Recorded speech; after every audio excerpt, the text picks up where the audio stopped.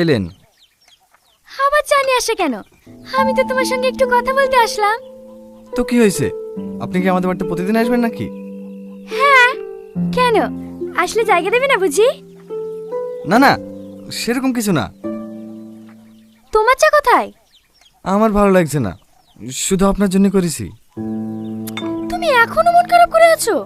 ভুলে যাও যে তোমার ভ্যান পড়ে গেছে।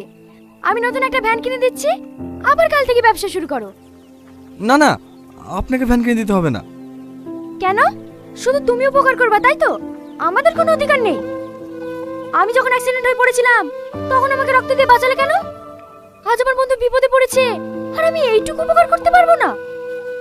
কিন্তু আমি তোমার কোনো কিন্তু শুনতে চাই না।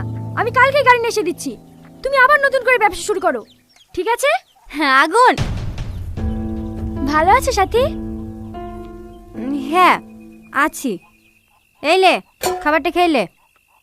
আমি এখন খাবো না সাথী। খাবো না বললে হবে? দেখি